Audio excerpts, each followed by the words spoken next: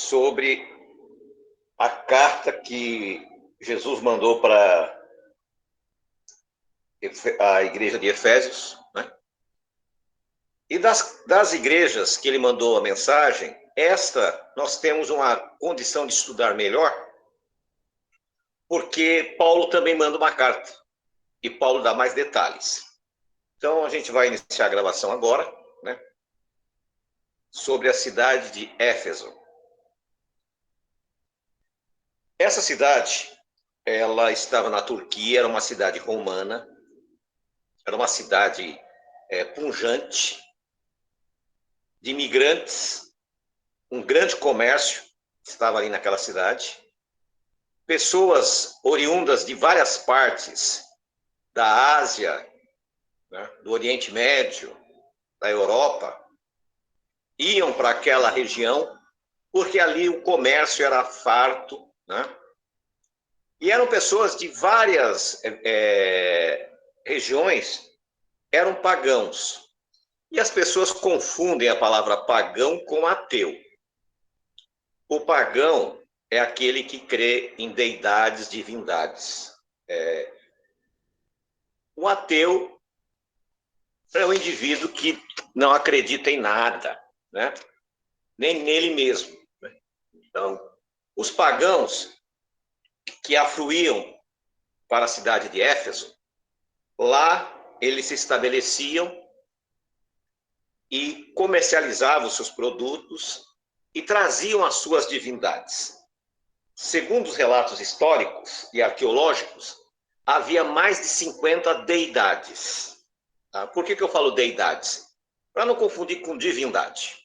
Eram deidades, eram ídolos, cada um específico para um problema. Então, a pessoa tinha um problema sentimental, então tinha uma deidade. Como nós temos aqui o Santo Antônio, Santo Casamenteiro. Aí tem o Santo Expedito. Não sei se o Santo Expedito na sua região é assim. Aqui em São Paulo, o Santo Expedito é o santo das causas perdidas, né? Enfim, a idolatria é a mesma coisa. Ela muda apenas os nomes, mas em si. Só que essas pessoas não eram tão fiéis às suas deidades. Por quê? Porque elas só iam lá, ofereciam sacrifícios quando estava precisando. Mas existia uma, chamava-se Artemis.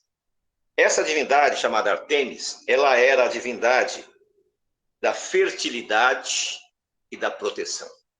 Naquela época, um dos problemas importantes que eles tinham era a proteção. Havia muita criminalidade, havia muitos salteadores nas estradas, não havia um sistema como nós temos hoje, que não resolve muito, mas não tinha, né, de policiamento. Então, eles procuravam na Artemis a proteção. E um outro detalhe que perdurou até o século XX, quanto mais filhos homens tivessem, era melhor, porque era mão de obra.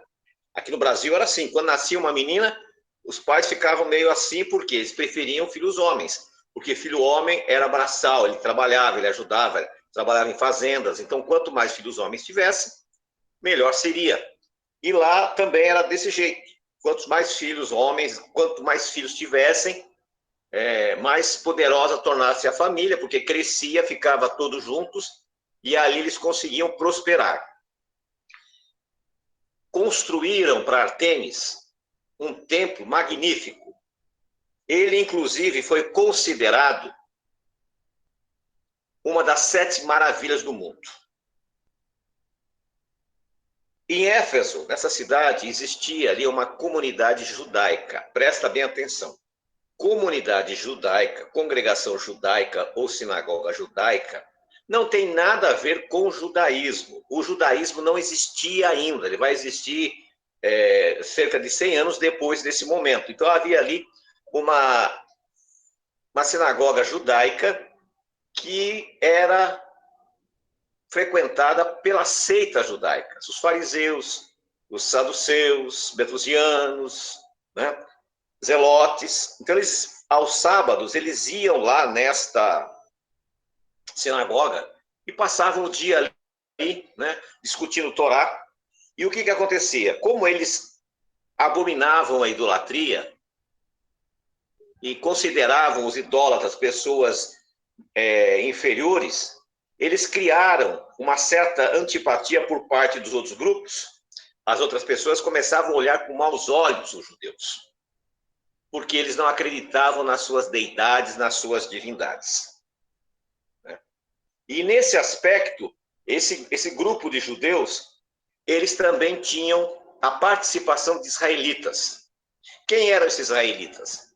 Esses israelitas eram aqueles que foram expulsos pela Síria, foram levados cativos e eles não voltaram mais. Todavia, eles se estabeleceram nas cidades romanas também. E como eles tinham, já dentro do DNA deles, dentro da cultura deles, do costume, monoteísmo, eles acreditavam em Jeová, mesmo da sua forma mais rudimentar, então foi fácil alcançá-los. Porque para alcançar um idólatra é muito difícil. Então existe uma dificuldade muito grande para você conseguir uma pessoa que é muito idólatra, ou uma pessoa que ele frequenta essas casas de ocultismo, candomblé, umbanda. É muito difícil você alcançá-los, porque eles têm experiências místicas ali, e essas experiências místicas fazem com que eles não consigam enxergar. Então, o sucesso dos pregadores que foram para essa cidade, que nós temos ali, alguns pregadores nobres, por exemplo, Paulo, ficou 3 anos em Éfeso, trabalhando. Nós temos Priscila e Áquila, não é Priscila e Bruno, não, é Priscila e Áquila. Também ficaram lá. Nós temos Apolo. Então, era o top do top dos apóstolos. Eram pessoas de alto gabarito, que tinham conhecimento profundo do ministério de Jesus, tinham um conhecimento profundo da Torá, dos profetas. Eram homens que tinham um saber extraordinário. A Priscila, ela, se você pegar a história dela, ela começa lá em Atos. Ela estava em Roma, os judeus foram expulsos de Roma, e ela vai, então, viajar ali pelas cidades. No começo aparece o nome dele, era Áquila e Priscila. Mais para frente, inverte, torna-se Priscila e Áquila. E Paulo chama de meus cooperadores. Na verdade, a palavra usada ali seria xalia, meus emissários. Então, a Priscila é a primeira apóstola que é considerada apóstola dentro desse contexto messiânico. Nós não podemos tentar mentalizar o nosso conceito messiânico baseado no conceito cristão. O conceito cristão é baseado nas ideias de Inácio de Antioquia, é baseado em Constantino, nos chamados pais da igreja, que não tem nada a ver com o contexto bíblico da Torá, dos profetas e dos evangelhos. São conceitos diferentes. Então, nós temos que começar a pensar não como católicos, não como evangélicos, não como protestantes, mas nós temos que começar a pensar como messiânicos da restauração. Porque o que está acontecendo com a restauração? A restauração está passando por um problema sério que Éfeso passou. Nós vamos ver mais à frente que Jesus diz que eles perderam o amor inicial. E a restauração também aconteceu isso. Eu, sendo um daqueles que no Brasil começamos, pioneiros, a gente vê a diferença muito grande. Então, no começo, quem era? Era eu, o Rocha Maurício, o Rabino Maurício, o Rabino Marcelo, o Rabino Efraim, o Rabino Gilberto Branco. Nós éramos que iniciamos esse movimento aqui no Brasil. O que acontece?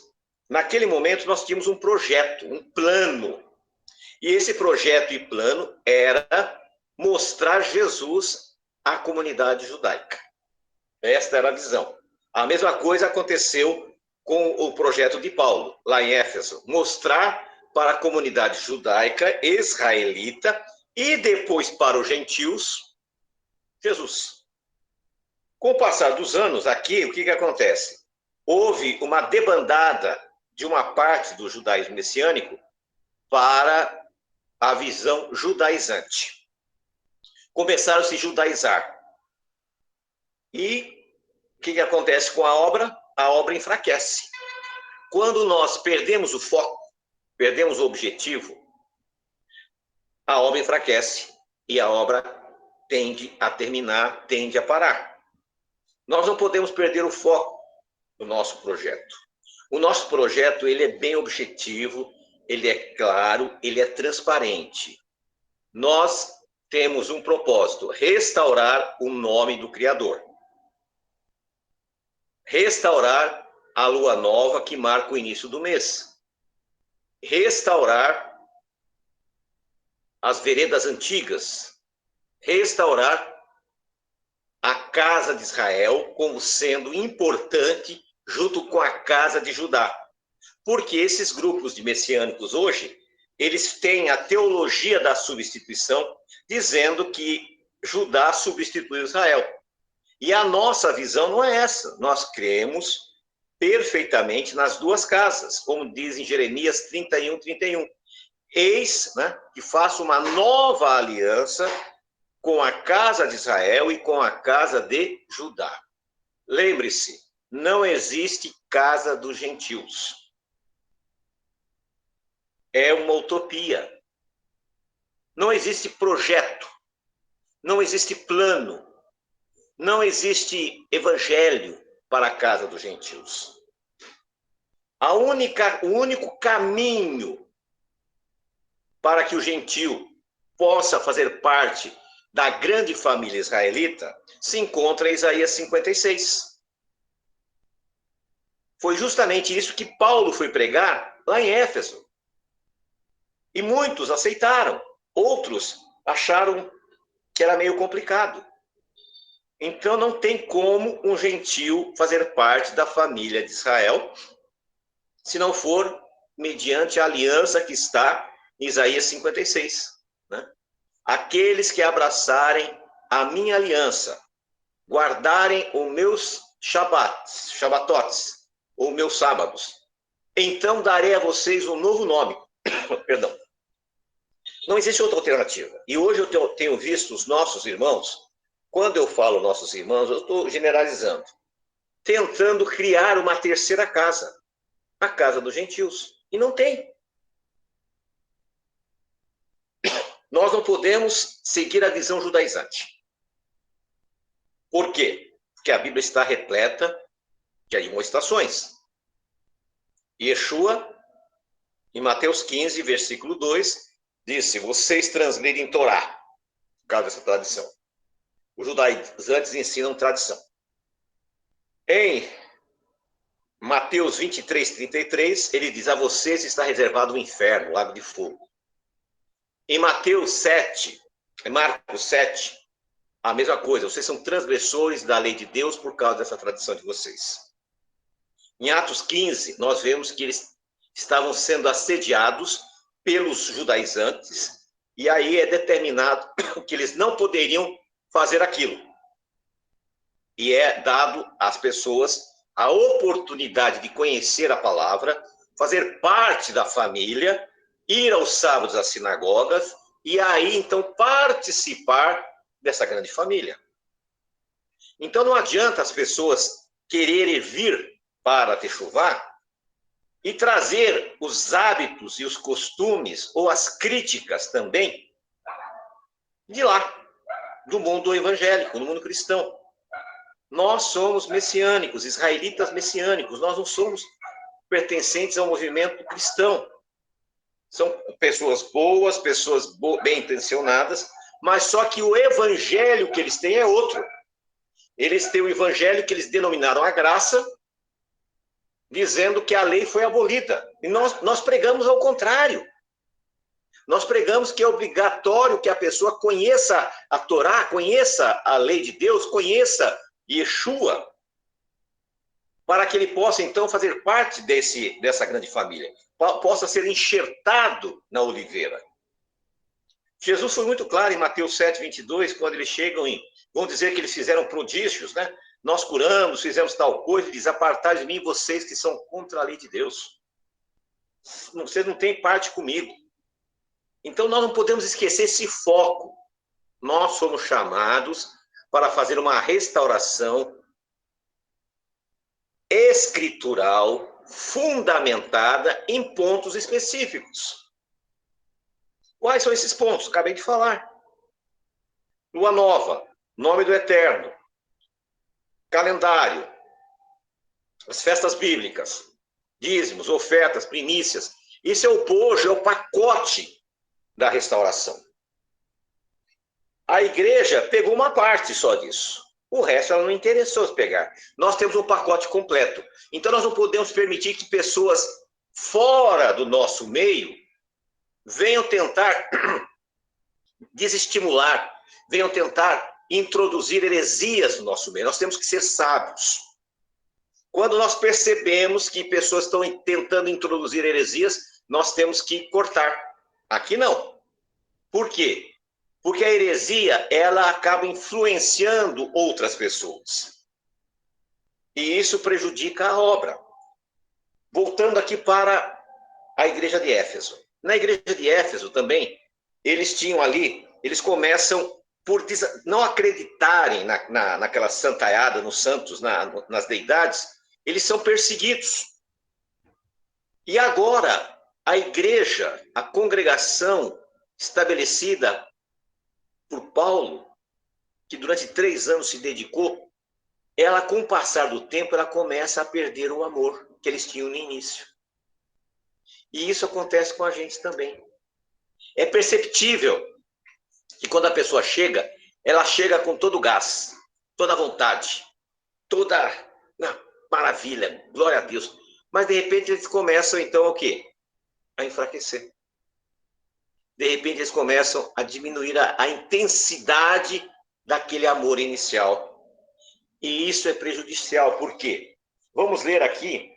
É a primeira carta que Yeshua, que Jesus manda, alertando. Escreve ao anjo da igreja que está em Éfeso. Isto diz aquele que tem na sua destra as 7 estrelas, que anda no meio dos 7 castiçais de ouro. Então é uma igreja, sabe, inteligente, uma igreja espiritual, uma igreja forte. Conheço as tuas obras e o teu trabalho e a tua paciência, e que não pode sofrer pelo que os maus fazem. E pusestes à prova os que dizem ser apóstolos e não são, mas vocês sabem que eles são mentirosos. Então nós tínhamos um problema lá, os falsos apóstolos. Como acontece hoje. Qualquer indivíduo, quer seja de qualquer religião, inclusive judaica, que não falar a verdade, não pregar a verdade, é falso. Então nós não vamos aqui acusar A ou B. Eles tinham esse problema? Nós temos também.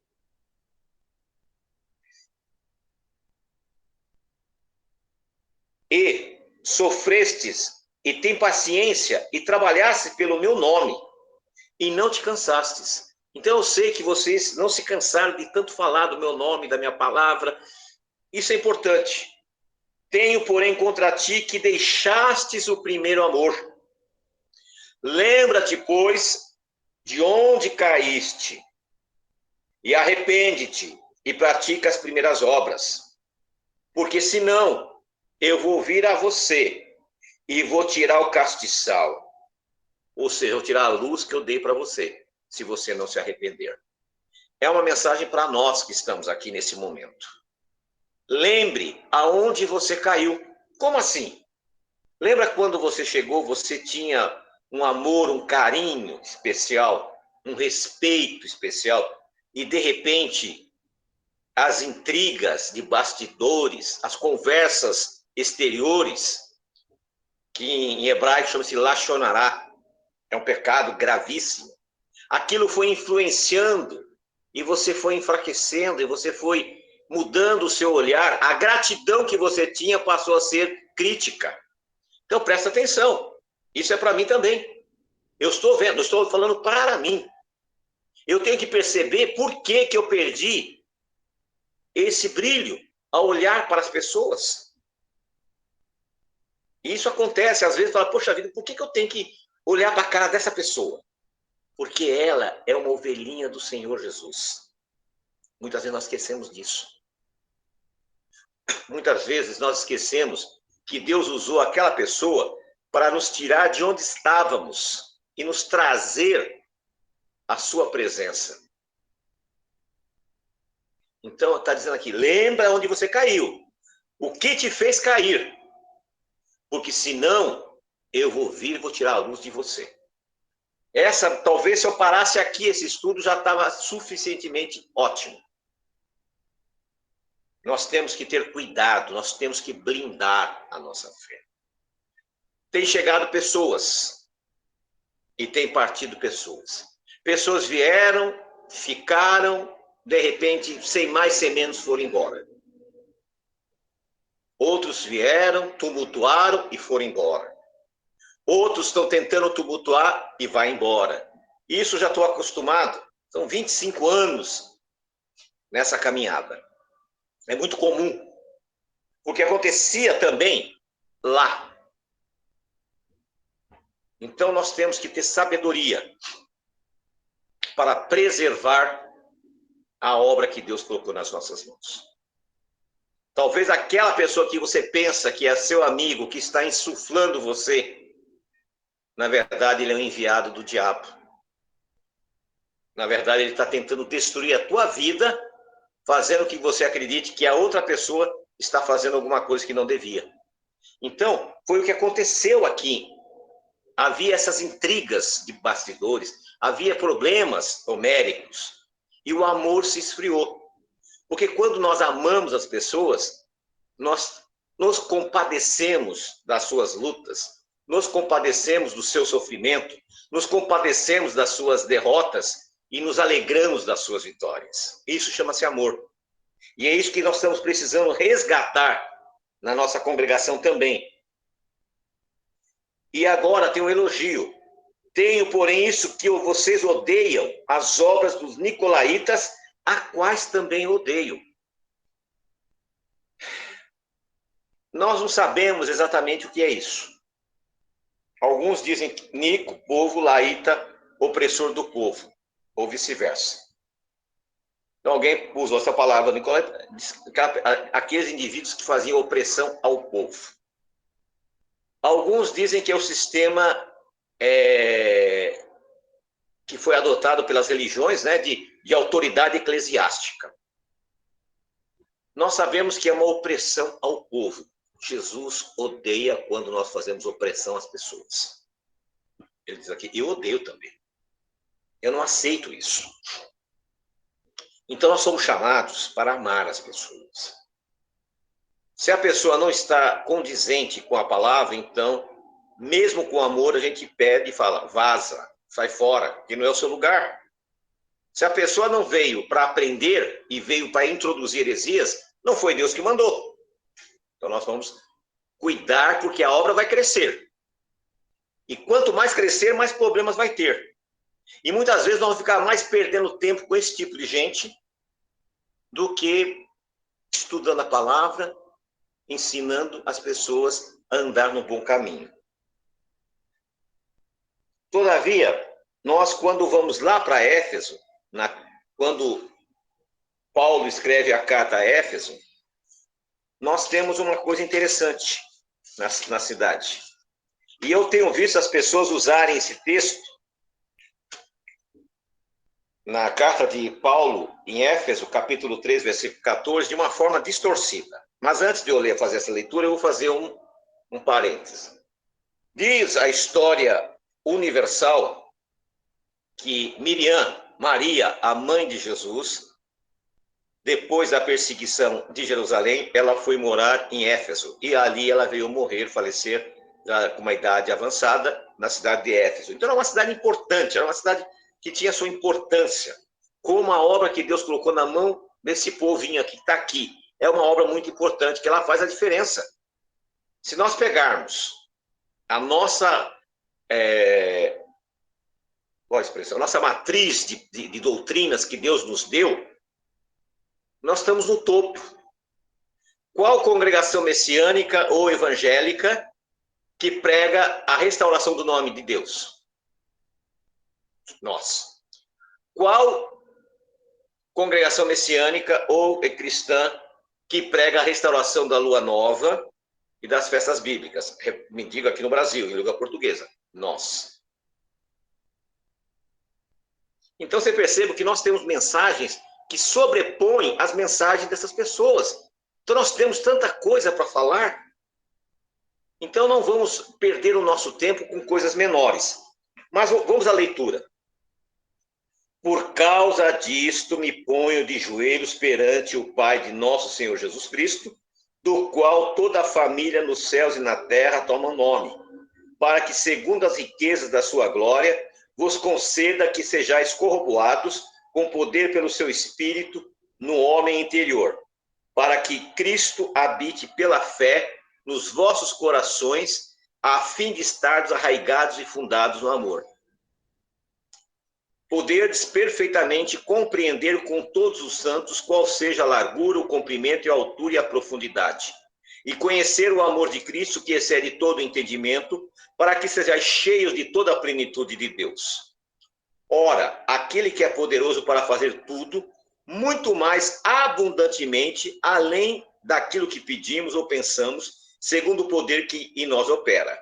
A este a glória na igreja por Jesus Cristo em todas as gerações, para sempre. Amém. Eu tenho visto as pessoas usarem essa oração de Paulo para qualquer coisa. Por esse projeto eu me coloco. Só que quando nós vamos ler, nós vamos entender o para que Paulo orou. E isso que é importante. Quando nós vamos ler a Bíblia, nós temos que entender qual o objetivo daquela palavra, daquele ensino, daquela lei, daquela repreensão, para entendermos. E diz assim, capítulo 3, versículo 1. Por esta causa eu. Veja que quando ele começa a oração, ele diz a mesma coisa. Por esta causa me ponho de joelhos. Por essa causa eu, Paulo, sou prisioneiro de Jesus Cristo por vós, os gentios. Então, pela causa dos gentios, para que eles entendessem a Torá, ele se colocava de joelhos. Se é que tendes ouvido a dispensação da graça de Deus, que para convosco me foi dada. Como me foi esse mistério manifestado pela revelação, como antes pouco vos escrevi. Por isso, quando lerdes, podeis perceber a minha compreensão do mistério de Cristo, o qual em outros séculos não foi manifestado aos filhos dos homens, como agora tem sido revelado pelo Espírito aos seus santos apóstolos e profetas. A saber que os gentios são coherdeiros de um mesmo corpo e participantes da promessa em Cristo pelo Evangelho. Era por isso que ele se colocava de joelhos, por esta causa, para levar os gentios a conhecer e ser coherdeiros da salvação. E para serem coherdeiros da salvação, eles têm que passar pelo crivo de Isaías 56, entrar na aliança e guardar Shabatotes. Era sobre isso que ele estava falando. Então, nós precisamos entender quando nós temos uma carta, um evangelho, ou mesmo os evangelhos de Jesus, ou as cartas paulinas de Paulo, de Tiago, de Pedro, de João, nós temos que ver de onde eles tiraram aquilo. Não foi da cabeça deles, mas de alguma coisa. E é justamente isso, o qual em outros séculos não foi manifestado aos filhos dos homens, como agora tem sido revelado pelo Espírito aos seus santos apóstolos e aos profetas, a saber que os gentios são coherdeiros e de um mesmo corpo e participantes da promessa, do qual fui feito ministro pelo dom da graça de Deus que me foi dado segundo a operação do seu poder. Então nós vemos que Éfeso foi um lugar em que os gentios foram agregados, os judeus foram agregados, E os israelitas que haviam sido levados cativos, que estavam ali, foram agregados ao corpo de Cristo. E foi por isso que Paulo orou. Por esta causa eu coloco me de joelhos. Então nós temos que parar de pensar equivocadamente, sem saber por que estamos fazendo aquilo. Jesus disse: vocês não recebem porque não sabem pedir. Quando oramos errado, oramos pela causa errada, oramos pela forma equivocada, não avaliamos uma situação, nós nos fazemos de juiz, promotor, acusador e carrasco. Tem pessoas que fazem esse mesmo papel. Ele já julga segundo o critério dele, ele já condena segundo o critério dele, ele já executa segundo o critério dele. Isso é pecado. Então nós temos que ter a sabedoria, a compreensão de colocar os nossos joelhos pela causa da salvação. Esse texto de Efésios, ele está junto com Isaías 56. Né? Ali em Isaías 56 é uma coisa extraordinária. Nós estamos falando de 400 anos antes da chegada de Jesus, e os gentios eram convidados a serem salvos. Olha que coisa interessante. E até hoje nós estamos ainda, sabe, patinando e queremos que o gentio seja salvo, mas que fique do seu jeito. Não há como ser salvo se ficar do seu jeito. Se a pessoa não quiser guardar a lei de Deus, não tem como ela fazer parte da aliança. Não tem como.